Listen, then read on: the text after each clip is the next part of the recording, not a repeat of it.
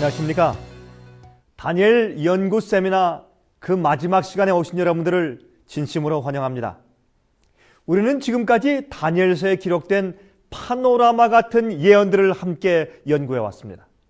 참으로 하나님의 말씀 성경은 놀라운 계시임에 틀림이 없습니다. 시작부터 미래를 꿰뚫어 보시는 하나님, 당신의 백성들을 진리의 길로 인도해 주시기 위하여 앞으로 일어날 사건들을 상세하게 보여주시는 하나님을 우리가 잘 배워왔습니다. 이 다니엘서는 이 지구의 역사를 바벨론 시대부터 예수께서 재림하실 시기인 바로 우리가 살고 있는 이 시대까지의 모든 중요한 사건들을 확실하게 조명하여 주고 있는 것입니다. 하지만 이 성경 예언의 사건들은 하나님께서 인류의 구원을 어떻게 인도하시고 어떻게 구원하시는가 하는 구속사적인 면에서 사건들을 다루고 있는 것이지, 그 지구의 역사 그 자체를 설명하기 위해서 사건들을 다루고 있는 것은 아닙니다. 그래서 성경에는 중국이나 러시아에 대한 예언들이 등장하지 않고 있는 것을 우리가 알고 있는 것입니다. 우리는 지난 시간에 다니엘 11장 마지막 절들인 40절부터 45절까지에 기록된 이 세상 그 마지막 예언에 대해서 함께 연구해 보았습니다.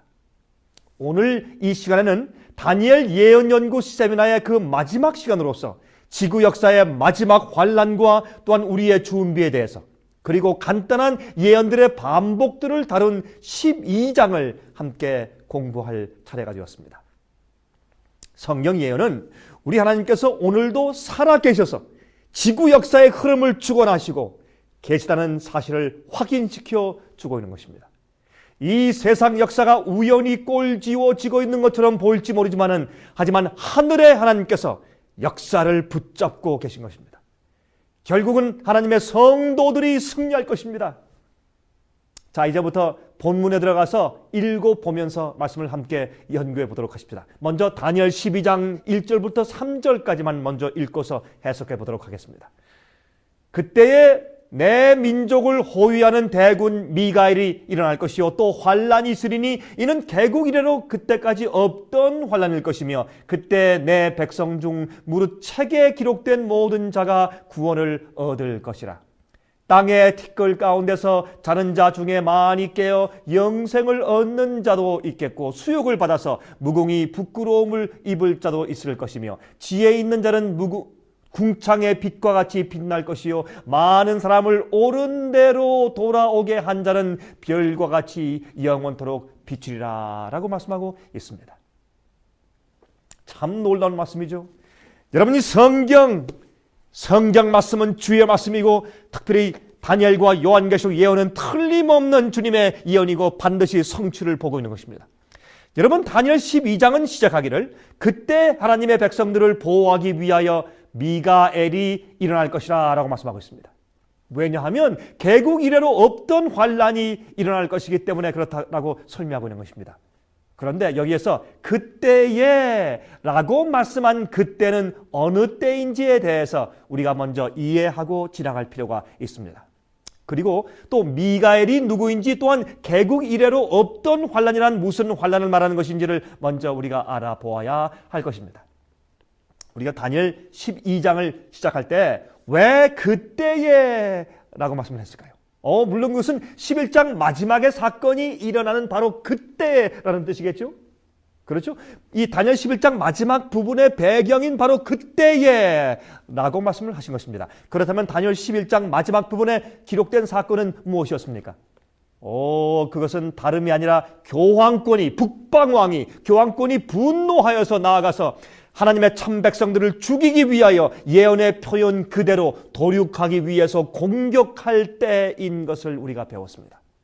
바로 그러한 일이 생길 때, 마지막 환란과 마지막 핍박이 생길 때, 그때에 다시 말해서 짐승의 환란이 생길 때, 그때 미가엘이 다니엘의 백성들을 보호하기 위해서 일어난다고 했습니다. 이것은 다니엘의 백성인데, 그렇다면 유대인들 말하는 것입니까? 아닙니다. 여러분, 마지막 시대에 유대인들만 보호받는 것이 아니죠. 지금의 유대인들은 사실은 예수를 믿는 사람들이 별로 없지 않습니까?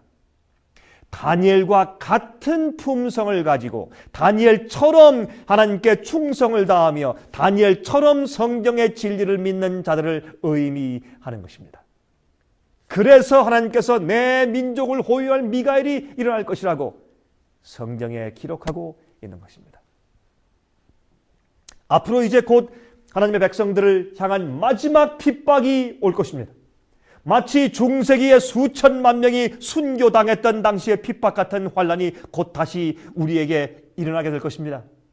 그러면 그때 주의 백성들을 보호하기 위하여 일어날 미가엘은 누구입니까? 여러분, 이 미가엘은 다른 분이 아닌 바로 예수 그리스도 자신을 의미하는 것입니다. 예수께서 마귀와 더불어 싸울 때의 다른 이름이 바로 미가엘입니다. 여러분, 미가엘이란 히브리 말로서 누가 여호와와 싸우겠느냐, 아니면 누가 여호와와 같으뇨, 그런 뜻입니다. 여러분, 여호와 하나님 이외에는 가질 수 없는 이름이 아니겠습니까? 미가엘이라는 이름이 쓰여진 다른 성경절들을 찾아서 보면 우리가 더 확실하게 알 수가 있는 것입니다. 요한계시록 12장 7절과 8절에 다음과 같이 말씀했습니다. 하늘에 전쟁이 있으니 미가엘과 그의 사자들이 용으로 더불어 싸울세 용과 그의 사자들도 싸우나 이기지 못하여 다시 하늘에서 저희의 있을 곳을 얻지 못한지라 그랬습니다. 또한 유다서 9절에 말씀하기를 천사장 미가엘이 모세의 시체에 대하여 마귀와 다투어 변론할 때에 감히 회방하는 판결을 쓰지 못하고 다만 말하되 주께서 너를 꾸짖으시기를 원하노라 하였거늘 라고 말씀했습니다. 그러므로 이 미가엘은 마귀와 싸울 때 쓰는 예수 그리스도의 다른 이름인 것을 우리가 알게 되죠. 여러분, 하나님의 마지막 백성들인 여자의 남은 무리가 마지막 환란 속에서 죽음을 당면하게 될 바로 그때에 그들을 보호하시기 위해서 예수께서 특별히 일어나셔서 성도들을 위해서 싸우시게 될 것이라고 성경을 말씀하고 있습니다. 왜요? 그때는 특별한 전쟁이기 때문에. 여러분은 이 미가엘의 보호를 받을 수 있는 품성이 준비되어 있습니까? 지금 우리가 마지막 환란을 위해서 준비할 때가 아니고 어느 때겠습니까? 그런데 마지막 환란을 왜 개국 이래로 없던 환란이라고 부를까요? 과거의 국가들이 생겨난 이래로 그러한 적이 없었다는 뜻입니다. 그렇게 큰 환란이 과거에 있어 본 적이 없었단 말입니다. 여러분, 상식적으로 생각해 보아도 앞으로 오는 환란은 과거에 있어 본 적이 없는 최대의 것이 될 것입니다. 그 스케일이 전 세계적일 것입니다. 일일 생활권 안에 들어와 있는 그 교통과 통신의 발달로 더욱더 그러할 것입니다. 여러분이시여, 지금은 전 세계가 하나로 합쳐져 있습니다. 서로 하루 동안에 왔다 갔다 할 수 있습니다. 그렇기 때문에 앞으로 있는 환란은 전 세계적이어 더 크게 될 것입니다. 또 인간성이 잔인해질 대로 잔인해졌습니다. 그러한 인간성 때문에 더할 것입니다. 또한 악랄해진 핍박과 정오의 방법들을 좀 보십시오. 앞으로의 환란은 참으로 엄청날 것입니다. 이렇게 마귀가 주의 참백성들을 미워해서 진리를 미워해서 마지막 환란을 불러올 때 여러분들은 그날 어디 계실 것입니까? 여러분들은 그날 서서 주님의 보호를 받을 수 있는 품성이 준비되어 있습니까? 여러분, 그래서 예수님께서 일어나셔서 당신의 자녀들을 보호해 주셔야 되는 것입니다. 그런데 다니엘 12장 1절의 이 환란이라는 단어의 의미는 육신적인 고난보다는 정신적인 고뇌, 정신적인 괴롭힘을 당하는 의미가 더 많이 포함된 말인 것을 여러분께서 알으셔야 합니다. 같은 히브리어 단어를 쓴 예레미야 30장 6절 7절을 보면 더 잘 그 단어의 그 내용을 이해할 수가 있게 될 것입니다. 여러분, 에레미야서 30장 6절 7절입니다. 너희는 자식을 해산하는 남자가 있는가 물어보라. 남자마다 해산하는 여인같이 손으로 각기 허리를 짚고 그 얼굴빛이 창백하여 보임은 어찌미뇨. 슬프다 그날이여 비할 데 없이 크니 이는 야곱의 환란의 때가 됨이로다. 많은 그가 이에서 구하여 냄을 얻으리로다 라고 말씀하고 있습니다. 여러분, 여기에 있는 이 내용은 육신적인 고통보다는 정신적인 고뇌와 고통을 의미하는 것입니다. 여러분이시여, 마지막에 주의 백성들은 정신적인 엄청난 고뇌 가운데서 씨름하게 될 것입니다. 야곱이 야복강가에서 씨름했지 않습니까? 왜 씨름했습니까? 자기 죄가 용서받았는데도 지금 에서가 자기를 죽이려고 400명의 군사를 거느리고 온다는 얘기를 듣고 과연 내가 하나님께 혹시 버림받은 것이 아닌가라는 그런 그 고뇌 가운데서 그는 씨름했습니다. 그러한 정신적인 고통이 앞으로 주의 백성들 가운데 있을 것입니다. 그때도 변치 않은 진실됨과 충성심을 가지고 주 앞에 서는 그들의 놀라운 증인의 역할을 하게 될 것이라 그 말입니다. 자기 죄가 진실로 용서받고 도말되어 없어졌다는 확신이 없는 자들은 엄청난 고민 가운데 멸망을 당하게 되는 환난이 된다 그 말입니다. 이때에 책에 기록된 자들만 구원받는다고 했습니다. 무슨 책일까요? 물론 성경책을, 생명책을 말합니다. 생명책. 여러분, 하늘에 생명책이 있죠? 요한계시록 13장 8절에 다음과 같은 말씀이 있습니다. 죽임을 당한 어린 양의 생명책에 장세 이후로 농명되지 못하고 이 땅에 사는 자들은 다 짐승에게 경배하리라 그랬습니다. 그렇죠? 또한 요한계시록 20장 15절 누구든지 생명책에 기록되지 못한 자는 불못에 던지우도라 그랬습니다. 요한계시록 21장 27절 무엇이든지 속된 것이나 가증한 일 또는 거짓말하는 자는 결코 그리로 들어오지 못하되 오직 어린 양의 생명책에 기록된 자들뿐이라 그렇게 성경을 말씀하고 있습니다. 그러므로 책에 기록되지 않은 자들은 다 멸망당하고 책에 기록된 자들만 미가엘의 보호를 받아서 구원받습니다. 마지막 환난 동안에. 생명책은 모든 죄를 용서받고 그 죄의 힘에서 죄의 파워에서 벗어나 승리한 자들의 이름이 기록되는 것이 바로 생명책입니다. 여러분이시여, 여러분의 이름이 지금 하늘 생명책에 기록되어 있습니까? 여러분들은 영생의 평화가, 용서의 평화가 마음 가운데 있습니까? 없으시면 지금 예수께 나와서 여러분의 생애를 굴복하십시오. 아직도 은혜 기간이 있는 동안 그렇게 하십시오. 죄를 용서받기는 했어도 똑같은 죄를 계속 지으면서 사는 자들은 진실로 용서받은 자들이 아닙니다. 그런데 다니엘 12장 3절에 이상한 말씀이 기록되어 있습니다. 티끌 가운데서 많은 사람이 일어나서 부활되어서 어떤 이들은 영생에 들어가고 어떤 사람들은 수욕과 영원히 부끄러움을 당하게 될 것이라고 말씀을 했습니다. 과연 이것이 무슨 뜻일까요? 이것은 예수께서 오실 때에 있을 특별한 부활의 사건을 상징합니다. 예수께서 오실 때 의인들의 부활이 있죠. 하지만 어떤 소수의 악인들도 부활되어서 예수께서 재림하시는 그 영광의 광경을 목격하고 다시 또 그 영광의 광채로 죽게 될 것입니다. 원래 악인들의 부활은 천년기 이후에나 있을 것입니다. 그렇죠? 그러나 예수께서 오실 때 어느 정도의 소수의 악인들이 다시 부활하게 될 것입니다. 왜요? 예를 들자면 예수께서 십자가에 돌아가시기 직전에 유대 교회의 대제사장이었던 가야바의 집에서 그 법정에서 심판받았을 때 말이죠. 그 주위에 둘러서 있는 교회 지도자들과 제사장들에게 예수님께서 다음과 같이 말씀하신 것이 성경에 기록되어 있습니다. 마태복음 26장 64절입니다. 예수께서 말씀하시되 내가 말하였느니라. 그러나 내가 너에게 이르노니 이후에 인자가 권능의 우편에 앉은 것과 하늘 구름을 타고 오는 것을 너희가 어떻게 해요? 보리라 하시니 그랬습니다.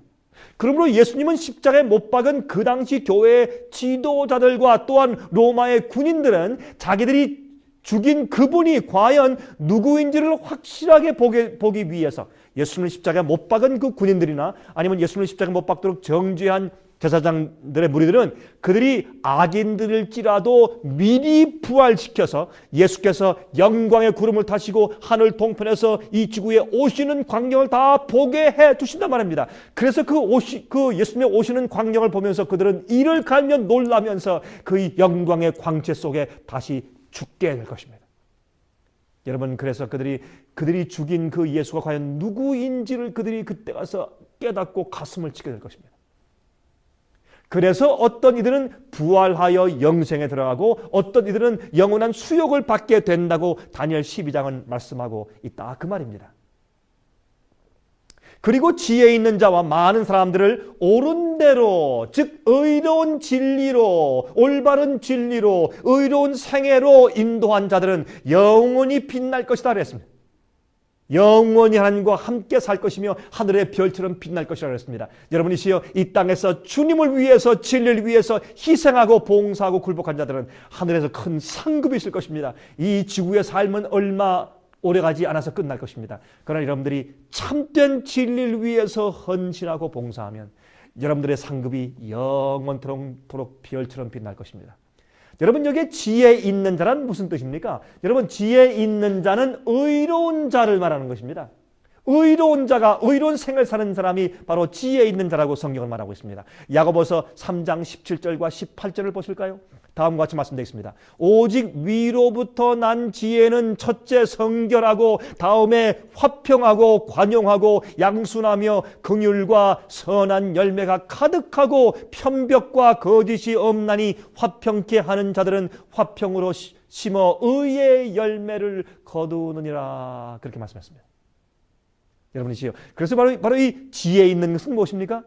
거룩하고 의로운 것을 말하는 것이죠. 그런 생을 사는 것이 지혜 있는 자죠. 앞으로 엄청난 환란이 올 것입니다. 우리의 마음속에 있는 믿음이 진짜인가 아닌가를 시험할 엄청난 환란이 각 개인들에게 올 것입니다. 우리가 진실로 의로운 사람인지 아니면 그저 지식적으로만 믿는 자들인지 시험하는 환란이 올 것입니다. 여러분은 준비되어 있습니까? 그 환란 때 미가엘이 여러분을 도와주실까요? 다니엘 12장 4절부터 9절까지 다음과 같은 말씀했습니다. 다니엘아, 마지막 때까지 이 말을 간수하고 이 글을 봉함하라. 많은 사람이 빨리 왕래하며 지식이 더하리라. 나 다니엘이 본즉 다른 두 사람이 있어 하나는 강 이편 언덕에 섰고 하나는 강 저편 언덕에 섰더니 그 중에 하나가 세마포 옷을 입은 자 곧 강물 위에 있는 자에게 이르되 이 기사의 끝이 어느 때까지냐 하기로 내가 들은즉 그 세마포 옷을 입고 강물 위에 있는 자가 그 좌우 손을 들어 하늘을 향하여 영생하시는 자를 가리켜 맹세하여 가로되 반드시 한때 두때 반때를 지나서 성도의 권세가 다 깨어지기까지니 그렇게 되면 이 모든 일이 다 끝나리라 하더라. 내가 듣고도 깨닫지 못한지라. 내가 가로되 내 주여 이 모든 일의 결국이 어떠하겠사옵나이까? 그가 가로되 다니엘아 갈지어다. 대저 이 말은 마지막 때까지 간수하고 봉함할 것이니라 라고 말씀하셨습니다. 얼마나 놀라운 말씀인지 모릅니다. 여러분, 이 말씀의 뜻을 이해하시겠습니까? 자, 이제부터 여러분에게 이 말씀의 뜻을 좀 설명해 드리도록 하겠습니다. 이 예언을, 다니엘서를 마지막 때까지 봉함하고 닫아두라고 했습니다. 왜요? 그 당시에는 이해할 수가 없으니까. 이 예언들은 마지막 시대에 관한 것이기 때문에 그런 것입니다. 여러분, 언제가 마지막 시대입니까? 마지막 시대가 되면 많은 사람들이 빨리 왕래하며 지식이 더할 것이라고 예언하고 있는 것입니다. 물론 이것은 엄청난 교통의 발달을 의미하죠. 빨리 다니는 것. 하지만 많은 사람들이 마지막 시대가 되면 빨리 서로 교통하면서 이 다니엘서의 예언을 연구하게 될 것과 이 예언들에 대한 깨달음과 지식이 더할 것에 대한 내용이 이 가운데 사실 포함되어 있는 말씀입니다. 하지만 이 예언은 또한 마지막 시대에 있게 될 과학과 교통의 발달을 의미하지요. 인류는 1800년도 말기까지는 과학적인 발명보다는 예술적인 발견, 즉 미술, 건축, 문학, 음악에 대한 발견에 더 많은 관심이 있었습니다. 하지만 마지막 시대를 접어들면서 갑자기 과학적인 발명의 시대가 도래하게 된 것입니다. 여러분, 제임스 와트의 증기기관이 발명되더니 자동차가 나오게 되고 나아가서는 하늘을 나른 비행기가 발명되고 나중에는 우주를 도는 인공위성이 발명되고 로켓을 쏘아서 발사해서 우주를 도는 시대가 되어버리고 말았단 말입니다. 그런데 지난 약 100여 년 동안 인류는 갑자기 놀라운 과학 문명 시대를 만들어내게 되었습니다. 여러분, 하지만 인간은 말이죠, 아브라함 시대부터 지난 한 100년 전까지만 해도 마차를 타고 계속 달리는 그런 속도로 세상을 여행했지 않습니까? 예수님의 시대에도 말을 타고 달렸습니다. 종교개혁 시대에도 말을 타고 달렸습니다. 그 수천 년 동안 인류는 계속해서 말을 타고 달리는 속도로만 교통했습니다. 하지만 성경의 예언대로 마지막 시대가 되자마자 사람들이 갑자기 어떻게 해요? 빨리 왕래하기 시작했습니다. 빨리 달리며 여행하기 시작했습니다. 교통의 속도가 엄청나게 갑자기 증가됐습니다. 성경을 말하는 마지막 때가 되면 너는 마지막 때까지 다니엘서 예언을 좀 봉함해 두어라. 지금은 잘 이해가 안 될 것이다. 그러나 마지막 시대 가서 교통이 빨라지고 갑자기 지식이 증가하고 과학의 힘이 증가하는 그때 마지막 때가 되었을 때 그때 사람들이 드디어 이 말씀을 이해하게 된다. 그때는 이제 말세다. 그렇게 말씀하신 것입니다. 여러분, 이렇게 마지막 시대 정말로 지식이 놀랍게도 증가하기 시작한 것입니다. 이제는 먼 우주는 물론 소우주인 우리의 인체 속에 있는 유전인자인 DNA까지도 자세하게 살펴서 아는 그런 놀라운 지식까지 가지게 되더니 이제는 생명 자체를 복제하는 기술까지 가지게 되었단 말입니다.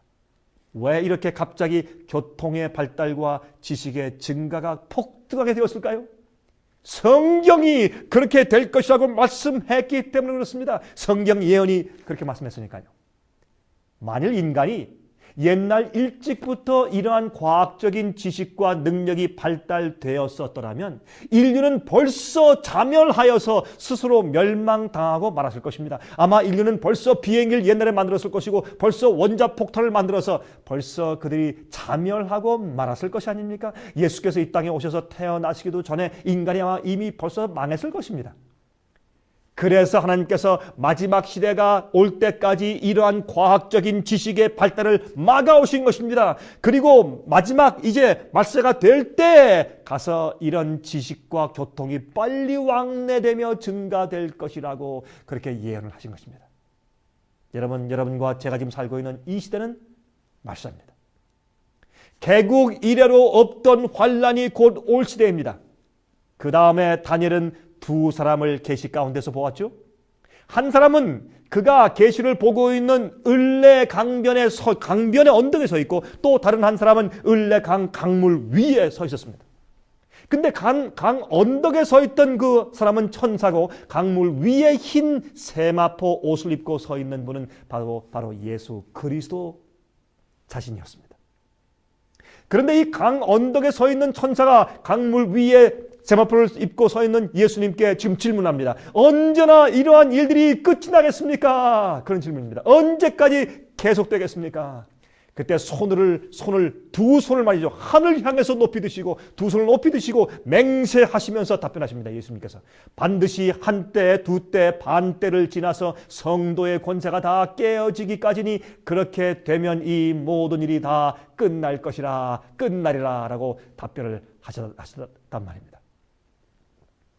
여러분, 한때, 두때, 반때는 우리가 이미 배웠지 않습니까? 한때는 1년이라는 뜻입니다.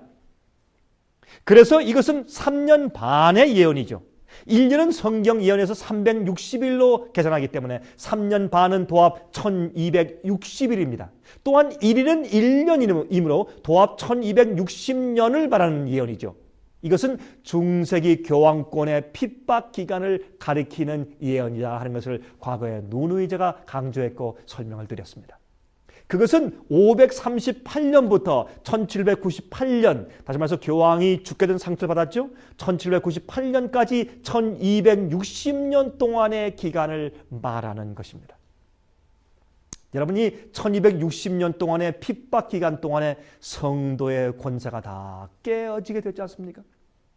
그 성도의 권세가 핍박받아서 다 깨어지는 그 엄청난 기간을 통과해야지 말세가 온다. 그렇게 돼야지 그렇게 주의 백성을 핍박하던 교황권이 죽게 된다라고 주님께서 말씀하시는 겁니다. 한때, 두때, 반때까지니 그때 성도의 권세가 다 깨어질 때까지다라고 좀 말씀하시는 것입니다. 그때까지 참아야 된다라고 말씀하시는 것입니다. 그때가 되면 성도들을 몹시 핍박해온 세력이, 교황권의 세력이 죽게 되는 상처를 받는 일이 생길 것이라고 말씀하시는 것입니다. 여러분, 그 이후부터는 이 세상의 말세가 시작되어서 그 마지막 예언 시대로 접어들게 된다는 말입니다. 그래서 성경은 1798년도 교황 피우스 6세가 불란서의 혁명 세력에 의해서 죽게 되는 지점부터 이 세상이 말세로 접어들게 되는 것이라고 우리에게 예언해 주고 있다, 그 말입니다. 자, 그때부터는 하나님께서 이 세상 역사를 정리하시기 위해서 심판을 준비하시고 6천년 동안이나 진행되어 온 죄악의 역사를 끝마치시고 마무리 지으실 때가 되는 것이라 라고 성경은 말씀하고 있는 것입니다. 이 지구에서 진행 중인 이 선악간의 대쟁투가 이제 앞으로 말이죠, 이 지구에서 진행 중인 이 선악간의 대쟁투가 어떻게 끝나게 될 것인가, 우리 하는 것을 우리 분명히 보고 알아야 할 것입니다. 과연 언제나 끝나게 될 것입니까? 언제까지나 의인들이 고난을 당하며 하나님의 교회가 투쟁해야 되겠습니까? 라고 천사가 물을 때 예수께서 드디어 이 지구의 문제를 마무리 지을 마지막 시대가 반드시 도래한다고 맹세하시면서 지금 말씀하신 것이라고 말입니다. 이해하시겠습니까? 핍박하던 북방 왕의 세력이 죽게 될 것이라고 말씀하는 것입니다. 예수께서 우리를 잊지 않으셨습니다. 하나님은 여러분의 진리를 위한 싸움과 고난을 기억하십니다. 여러분 절대 하나님께서 잊지 않으십니다. 여러분의 고통을 기억하십니다. 낙심치 마시기 바랍니다. 진리를 위해서 당하는 고통을 주님께서 기억하십니다. 우리 계속해서 다니엘 12장을 읽어보도록 하십시다. 다니엘 12장의 마지막 절들이죠. 다니엘 12장 10절부터 13절까지 좀 보도록 하십시다. 다니엘 12장 이제 10절부터 13절까지 있는 말씀입니다. 다음과 같이 말씀드리겠습니다. 많은 사람이 연단을 받아 스스로 정결케 하며 희게 할 것이라 악한 사람은 악을 행하리니 악한 자는 아무도 깨닫지 못하되 오직 지혜 있는 자는 깨달으리라. 매일 드리는 제사를 폐하며 멸망케 할 미운 물건을 세울 때부터 1290일을 지낼 것이요 기다려서 1335일까지 이르는 그 사람은 복이 있으리라. 너는 가서 마지막을 기다리라. 이는 내가 평안히 쉬다가 끝날에는 내 업을 누릴 것임이니라. 그렇게 말씀을 하였습니다.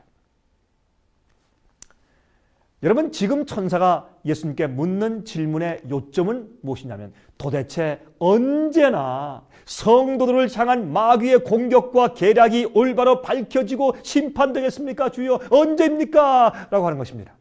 언제나 하나님의 참교회, 하나님께서 주님의 참교회를 변호하시고 판단해 주시겠습니까? 언제나 끝내시겠습니까? 라고 묻는 것입니다. 그때 예수님의 답변은 세 가지입니다.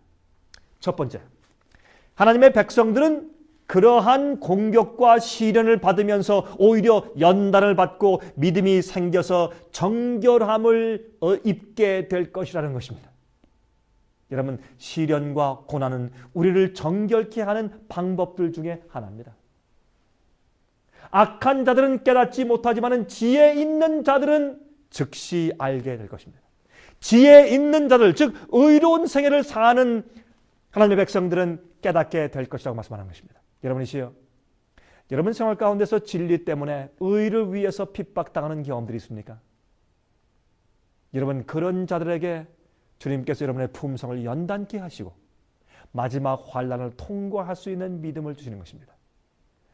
여러분, 마지막 시대의 환난을 통과하는 믿음이 하루아침에 갑자기 오는 것이 아닙니다. 하루아침에 갑자기 순교당하는 믿음이 생기는 것이 아닙니다. 매일매일 주님과 함께 살면서 성령의 은혜와 능력을 받으면서 매일매일 마귀와 싸워서 이기는 자들, 매일매일 시험과 유혹을 승리하는 자들이 지금 그 마지막 시대의 믿음을 준비하게 될 것입니다. 두 번째 말씀은 매일 드리는 제사를 폐하며 멸망케 할 미운 물건을 세울 때부터 1290일을 지낼 것이라고 말하는 것입니다. 여러분, 매일 드리는 그 제사를 폐한다는 것은 두 가지 해석이 가능합니다. 첫 번째는, 한 가지는 하늘 성소에서 진행 중이신 예수 그리스도의 매일의 성소 봉사 사업을 폐하고 이 지상교회에서 신부 제도를 만들고 죄를 용서하는 일을 교회에서, 이 땅 지상교회에서 하면서 하나님께서 복음으로 인간들을 구원하시는 일을 오류, 잘못된 진리로 막는 일을 하고 있는 로마 교회의 교황권의 일을 말하는 것이요. 그것이 매일 드리는 제사를 폐하는 일이라고 설명하는 것이요. 또 두 번째 그 해석은 사실 매일 드리는 제사라고 말할 때 그 제사라고 하는 단어는 원래 원어 히브리상으로 없는 것입니다. 그래서 매일, 다시 말해서 즉 항상 있어온 것을 폐하고 그런 뜻이라는 것입니다. 그래서 다시 말해서 지금까지 로마 교황권이 일어나기 전까지 항상 있어온 이교 로마 제국의 세력을 패해서 없애고 교황권의 세력이 일어나서 로마 판도를 다스리게 된다. 그렇게 교황권이 들어선다는 의미로 해석한다는 것입니다. 어쨌든 이 두 가지 해석 다가 교황권의 설립을 의미하는 것입니다. 그러므로 교황권이 정식으로 교회 안에 설립되는 시기로부터 시작해서 1290일, 즉 1290년이 지나면서 마지막 시대가 도래할 것이요 라고 말하는 것입니다. 또한 교황권이 죽게 되는 상처를 받는 때가 드디어 그때 이르러 올 것이다 라고 말하는 것입니다. 여러분, 교황권이 확립된 시기는 우리가 배웠듯이 AD 538년입니다. 여러분, 헤룰라이, 반달, 오스트로고스 이 세 족속을 다 완전히 새 뿔을 뽑아버리고 완전히 교황권이 로마의 교회 감독이 교황권으로 자리를 잡고 일어나서 세계 교회의 감독이 되는 이제 그런 시기가 AD 538년이죠. 그래서 1260년 동안 다스립니다. 언제까지요? 1798년도에 피우스 6세가 붙잡혀서 죽게 될 때까지 다스리지 않습니까?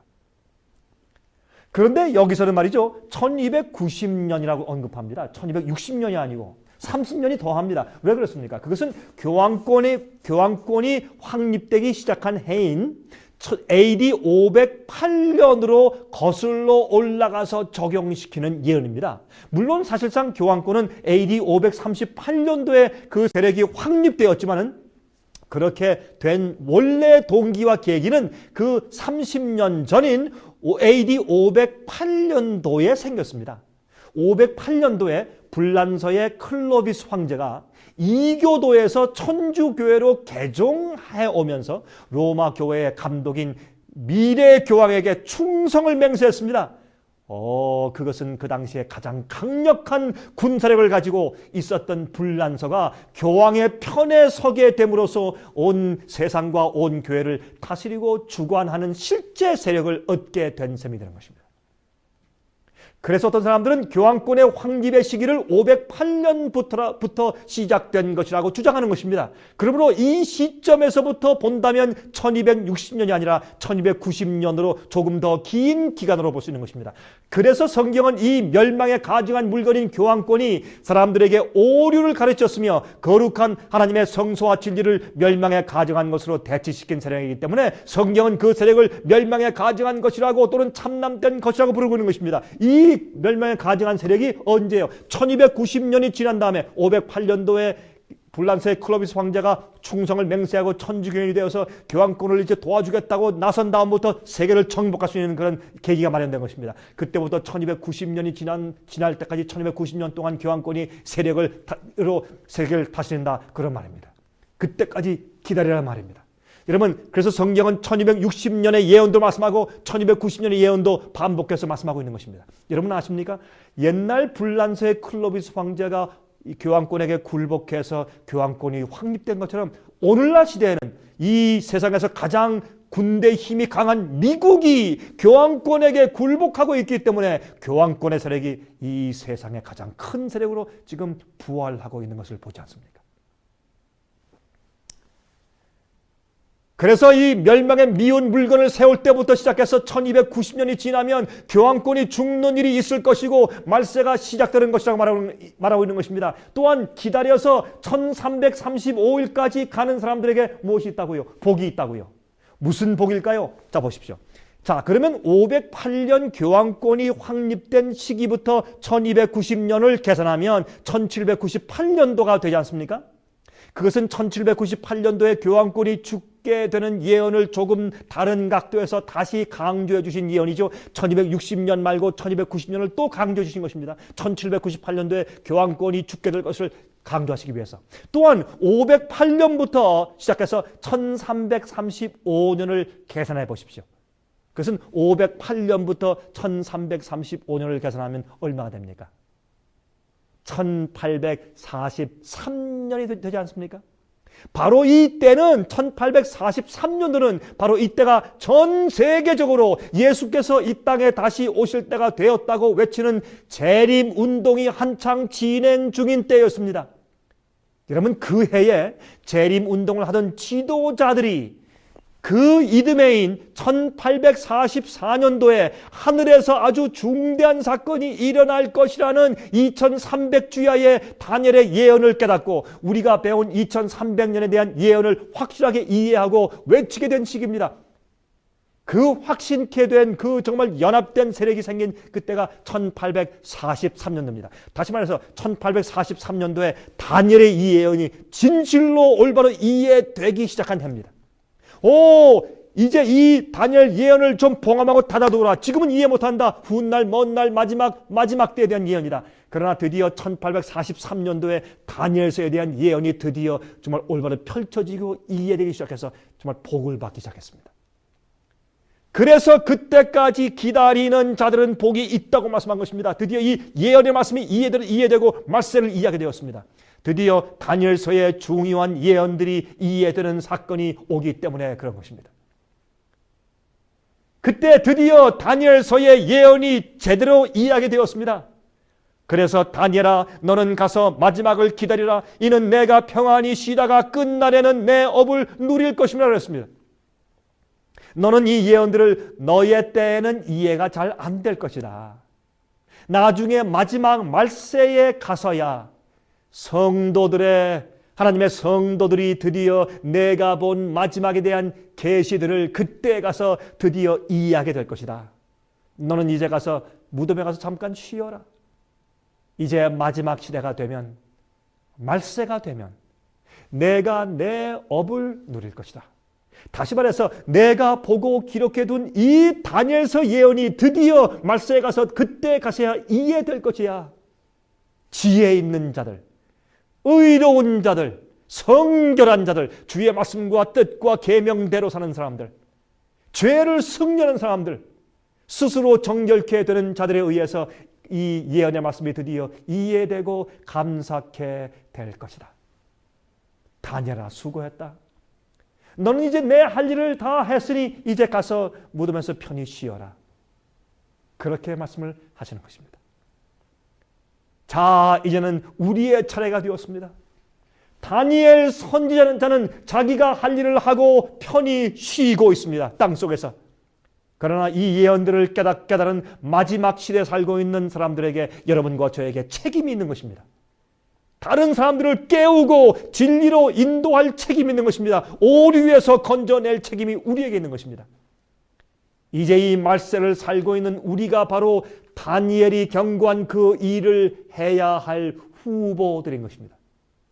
이 시대는 봉함되었던 다니엘의 예언을 이해해야 할 시기인 것입니다. 여러분들이시여, 예수께서 속히 오십니다. 다니엘이 예언하여 놓은 모든 예언들이 거의 다 이루어졌습니다. 이제는 개국 이래로 없던 환란의 때가 곧 다가오고 있는 시점입니다. 여러분들이 요한계시록 세미나에서 배운 바로 그 짐승의 표의 환란이 다가오고 있는 시기가 되었단 말입니다. 이 세상에 살고 있는 모든 사람들을 시험하는 때가 되었다 그 말입니다. 지금은 깨어서 근신하여 하나님을 만날 준비를 할 때입니다. 여러분은 준비되어 있습니까? 개국 이래로 없던 환란, 정신적인 엄청난 고뇌가 있을 것입니다. 그러나 주님을 사랑하고 진리를 사랑하는 사람들은 그 고뇌를 이길 것입니다. 예수님께서 겟세마네 동산에서 가신 그 고뇌, 십자가에서 하나님 아버지께로부터 마치 버림받은 것 같은 그런 고뇌를 느끼셨습니다. 그러나 예수께서 믿음을 가지고 이겼습니다. 그래서 요한계시록 14장 12절에 말씀하기를 성도의 인내는 여긴다니 저들은 하나님의 계명과 예수의 믿음을 지키는 자라고 말씀했어요. 그것이 예수의 믿음입니다. 죽게 되었을 때 그런 엄청난 정신적인 고뇌 가운데 들어갔어도 하나님께 버림받은 것 같은 느낌이 느낄지라도 마귀의 공격을 느낄지라도 그들은 끝까지 하나님의 약속을 믿고 주님을 신뢰하며 견디는 믿음. 여러분 그 예수의 믿음을 가지고 있습니까? 예수님을 믿는 믿음이 아니고 예수님께서 가지고 계셨던 그 믿음을 여러분도 소유하셔야 합니다. 여러분은 준비되어 있습니까? 이제는 살아계신 하나님의 인을 임하에 받아야 할 시기입니다. 마귀의 고소 앞에 서서 하나님의 변호하심을 받아야 할 때입니다. 여러분이시여 마귀의 고소 앞에 서서 하나님의 변호하심을 받고 의롭다고 인정을 받아야 할 시기가 되었습니다. 여러분 그게 무슨 뜻인지 아십니까? 마귀가 여러분 주님께서 우리 모든 마지막 백성을 구원하려고 하나하나 심판하실 때 하나하나 이제 그 입장의 책을 펴실 때 그들의 책을 펴실 때 마귀가 이 사람은 구원할 수 없습니다. 안 됩니다. 내가 그들을 잘 압니다. 그들의 죄를 내가 기억합니다. 압니다. 안 됩니다라고 모든 우리의 과거의 죄들을 들춰가면서 고소할 때 예수님께서 우리가 회개하고 고백함으로 우리 죄가 다 용서받은 것을 또한 증명하시고 또 한 가지 더 증명하셔야 돼요. 우리가 더 이상 그러한 죄의 세력에 붙잡혀서 노예로 끌려다니지 않고 죄의 힘을 예수 그리스도의 힘의 능력으로 승리하고 있다는 우리의 성품을 증명해 보이셔야 하는 것입니다.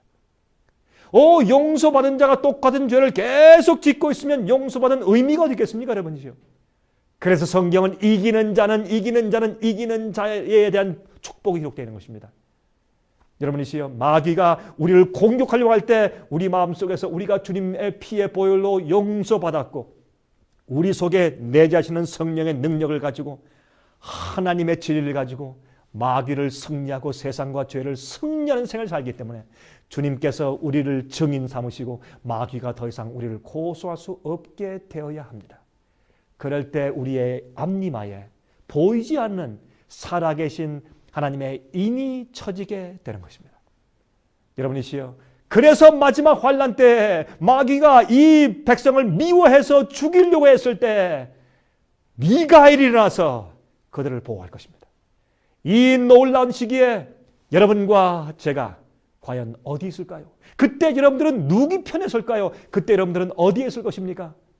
미가엘 되신 하나님 예수 그리스도의 보호를 받게 되시고 인침받는 마지막 백성 되시기를 제가 간절하게 바랍니다. 여러분 저희 생애빛에 전화하셔서 월간지를 신청하십시오. 성경 연구 과목을 신청하십시오. 그리고 공부하십시오. 그리고 저의 테이프를 신청해서 앞으로 계속 나올 세미나와 또한 갖가지 성경 주제를 받아서 공부하십시오. 여러분이시여 때가 얼마 남지 않았습니다. 예수님이 속히 오십니다. 여러분과 여러분 가정에 하나님의 무한하신 축복과 은혜가 늘 함께 하시길 바랍니다. 여러분의 생활 가운데 강건하시길 빌면서 제가 다음 시간 다시 뵙겠습니다. 다음 세미나에 다시 뵙겠습니다. 안녕히 계십시오. 은혜 많이 받으셨습니까? 생애의 빛은 각종 미디어, 즉 출판물, 텔레비전, DVD, CD, 그리고 웹사이트를 통하여 복음을 전하는 미디어 선교 기관입니다. 생애의 빛 선교 사업에 대해서 좀 더 자세하게 알기 원하시는 분들은 웹사이트 www.sostv.net를 방문하시기 바랍니다. 생애의 빛 웹사이트에는 지금까지 나온 모든 월간지와 DVD, 텔레비전 방송물들을 누구나 무료로 보실 수 있도록 준비되어 있습니다. 지금까지 소개해드린 생애의 빛 선교 교재 중에서 원하시는 책자나 DVD가 있으시면 무료 전화 1-877-704-1004번 1-877-704-1004번으로 신청하여 주시기 바랍니다. 미국 동부 시간으로 월요일부터 금요일까지 9시에서 5시 사이에 전화해 주시면 감사하겠습니다. 그럼 다음 시간까지 안녕히 계십시오.